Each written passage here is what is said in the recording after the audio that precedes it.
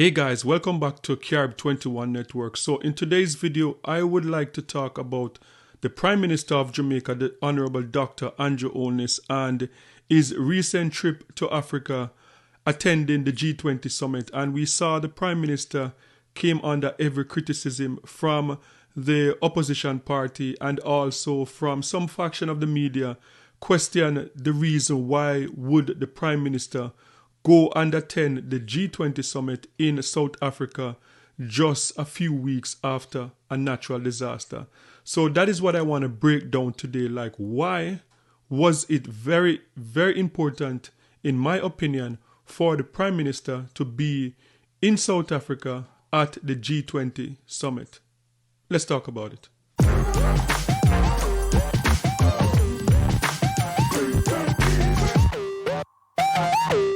Okay, so this is my opinion. Turning down an invitation to the G Summit would be one of the worst mistakes that the Prime Minister could have done in his entire career. And I know a lot of people were talking about it, but given the same invitation, being in the same situation, I don't think the opposition leader would have turned it down. I don't think any leader who are not a part of the G20 and they get invited to the G20, you would have to be out of your mind to turn down the G20 summit, especially after going through a natural disaster, because the climate change is one of the main agenda on the G20 summit. And the Prime Minister, as we saw, the Prime Minister got an opportunity to be at the G20 summit, being the country, being the latest victim of natural disaster caused by climate change. And I believe that the Prime Minister being there at the G20 summit and presenting Jamaica's case after going through such a catastrophic disaster, I believe that that was the right thing to do. And not only the right thing to do because of the hurricane itself, but to be in the room with movers and shakers that make the world economy run. Over 90% of the world's economy, the GDP, the world's GDP is right there at the G20. So the Prime Minister would be out of his mind not to be able to go to the G20 summit, to turn that down just to stay in Jamaica when the Deputy Prime Minister and their other reliable ministers there that could do the Prime Minister's job for a few days until he returned from the G20. But what people are not talking about, and this is what I don't like with the political atmosphere in Jamaica right now, because people are not talking about the benefits from the G20 summit. We saw at the G20 summit where the Prime Minister had the opportunity to be in multiple spaces with different leaders, not only in Africa, but across the world. And we saw coming out of that Ghana is a very close, we have a very close relationship, and trying to build even a closer relationship where we saw a push within the Caribbean and connecting the Caribbean and Africa, especially from the Prime Minister of Barbados, Amir Motley, and the Prime Minister from Grenada, Dickon Mitchell. And that is something that I've been criticizing the Prime Minister about, not putting more effort in the connection with Africa. So now we saw the Prime Minister at the G20 summit, and the Prime Minister was able to get to sign off on 48 engineers from Ghana going to Jamaica to help with the rebuilding. And that is a big deal, because we know in Jamaica, one thing we're short of is we're very short of labor. Nobody wants to work in Jamaica anymore, especially when it comes on to building. So to go to secure 48 engineers from Ghana, that was a big thing. And the Prime Minister also in talks with the government of Rwanda to get some more engineer. And Rwanda is a big deal also, because Rwanda is one of the countries that's leading in Africa. And the Prime Minister was in conversation with the government of Rwanda, and we are going to see these things start materializing very soon in terms of the rebuilding of Jamaica. So we saw Ghana, we saw Rwanda. Also, Nigeria was in the mix in terms of engineers. And Nigeria, we know that Nigeria is one of the leaders in Africa also with technology and with skills that Jamaica would need to rebuild Jamaica stronger and better. And then to top it off, we saw the Prime Minister was able to meet with the government of Ethiopia. And that was a really good thing because the Prime Minister of Jamaica was supposed to be in Ethiopia for the CARICOM and African Union Summit. But because of the election, the Prime Minister was not able to attend that event in Addis Ababa, Ethiopia. So this was a chance, an opportunity for the Prime Minister to have talks with the leadership in Ethiopia also. So we see 4 African countries being able to have meetings, being able to talk to leaders from 4 African countries in terms of getting engineers and getting all the skills that we need to help rebuild Jamaica. Because one thing is for sure, and we have seen this coming out of this devastation, every single thing so far that has to do with this natural disaster, there's some conspiracy theory out there, there's some misinformation, a bunch of misinformation out there. People are just deliberately putting out misinformation. So whatever it is, from people out there saying that the government, Andrew Holness himself, was a part of the plan to build the hurricane so that the hurricane can destroy Jamaica and the Prime Minister will get to sell out Jamaica. Those are the type of nonsense that are out there in social media space circulating. So just imagine Jamaica wanting to rebuild bigger, better, and stronger.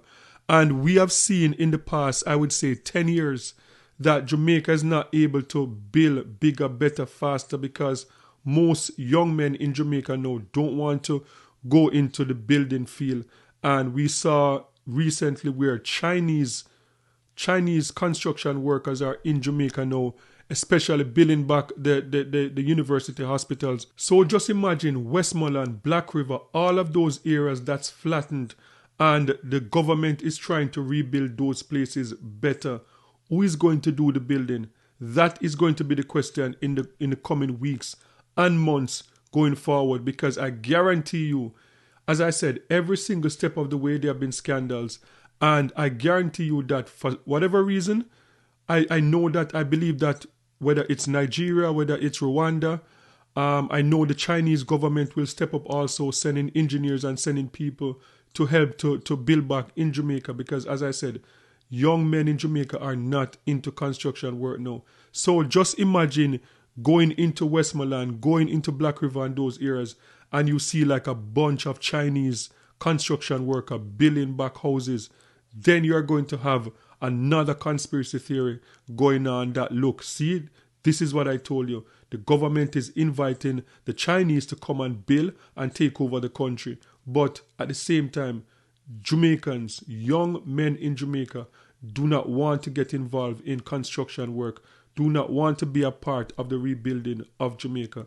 So as I said, I believe that this was a good trip for the Prime Minister. And this was the Prime Minister of Jamaica, the Honorable Dr. Andrew Holness, addressing a room of leaders in South Africa. So this is what the Prime Minister of Jamaica had to say. Trade flows between CARICOM and Africa are limited to a few countries. There is a narrow range of both exports and imports dominated by exports of minerals, metals, and chemicals. In particular, aluminium and imports of liquefied natural gas.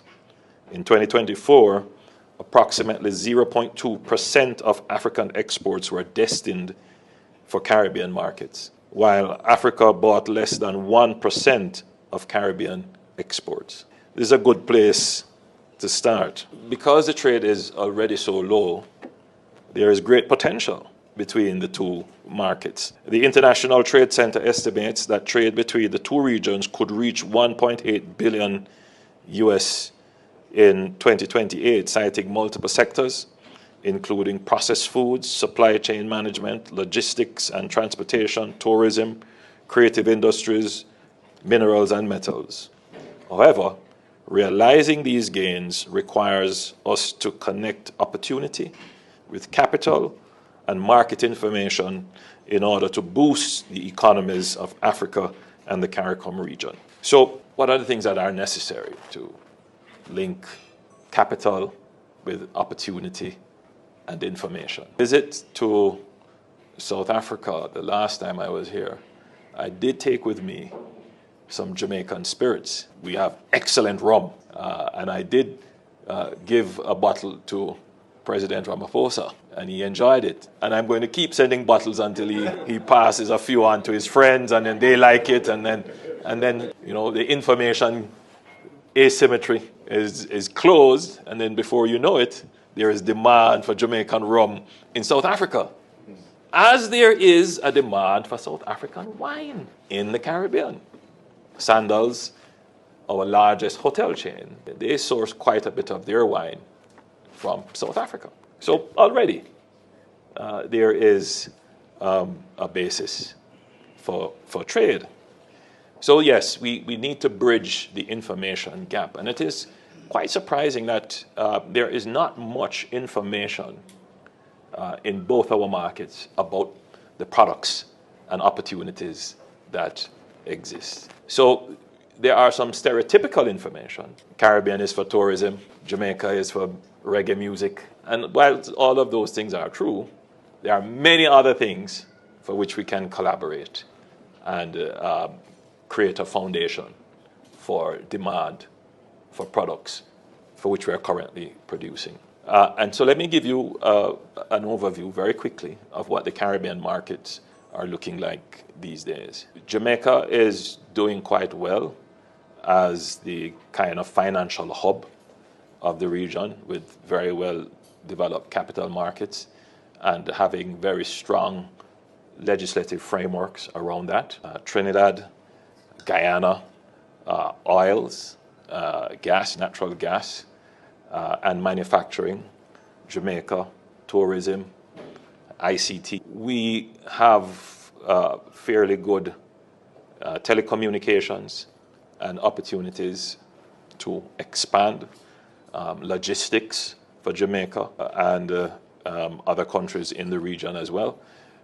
The Caribbean is, you know, right, well placed between North America and South America. So it's a good transshipment area.